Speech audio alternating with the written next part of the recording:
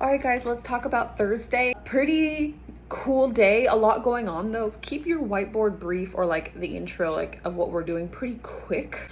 We have a main strength that is posterior, so Romanian deadlifts instead of regular deadlifts, and then chin-ups, which is underhand grip. The way it's gonna work is they have 2.5 minutes to do the work, the 10 Romanian deadlifts, plus the 6 or 8 chin-ups or negatives we can do, because it is a tempo chin-up, which we'll talk about the tempo in a second. So they'll have 2.5 minutes to do the work, and then they get to rest for 1 minute after that. So I'll have the interval set on the clock for us, but notice the clock's not going to reset every 2.5 minutes. They have 2.5 minutes plus whatever they're done, that rest plus some extra rest. So if they want to do cardio in between sets, they can. The tempo, the way the tempo is going to work is the first number is the down portion.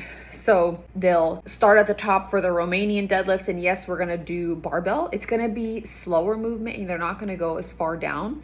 So let's only have them go 50% of their 1 rep max, which honestly, even for me, 10 reps at 50% is heavy. So I may even go lighter. This should feel like really glute and hamstring stretch. Keep the bar really close. So we wanna make sure we're doing this tempo.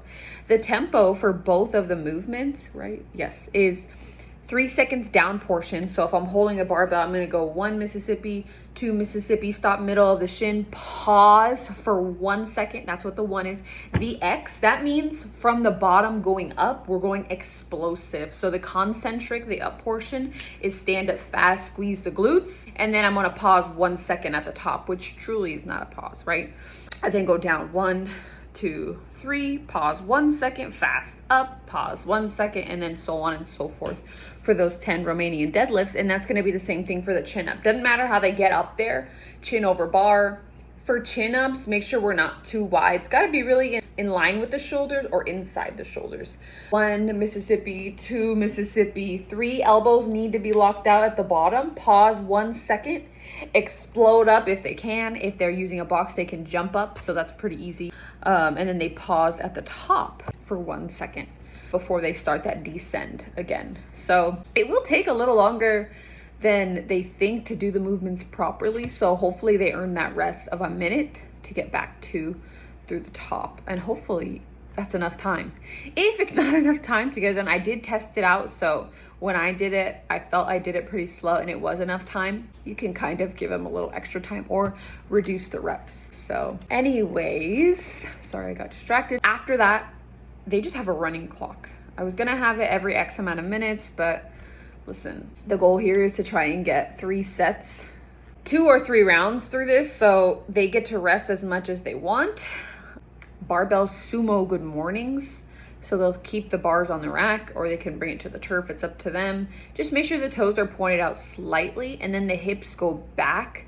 We want to make sure that the lower back portion is, this is going to be awkward to show, but is actually arched. We don't want them to be hinging like this, because that's how the back ends up hurting. We actually do want a slight arch in the lower back. We want that.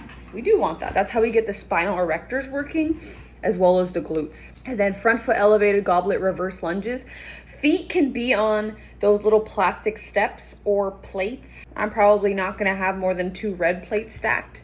It does increase the range of motion, but they have to make sure that their back knee is touching the ground. Otherwise it doesn't make sense. So to modify that movement, just don't have front foot elevated. Then alternating gorilla rows. We've done this before. Really great back movement. That's pretty functional. So let's say goal 3 rounds. If they're doing 3 rounds, cool. It's a 1 round every 3 minutes. If they're doing 2 rounds, my gosh, which they shouldn't. If they're doing 2 rounds, they're probably taking too long.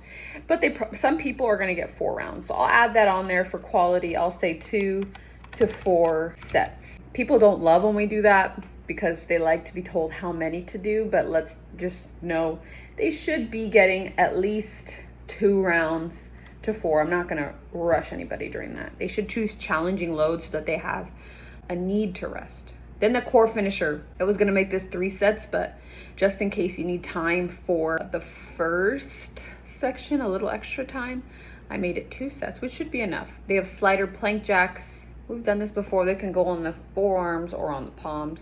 And then half kneeling pull-off press, set up bands on the rig or on the dumbbell racks, don't really care.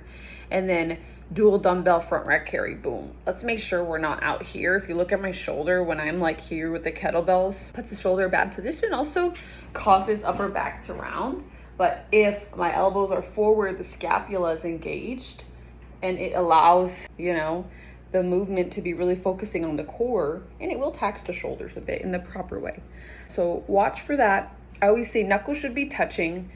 Make sure they turn the watches, and then we'll do that twice every 3 minutes. So 6 minutes to get that done.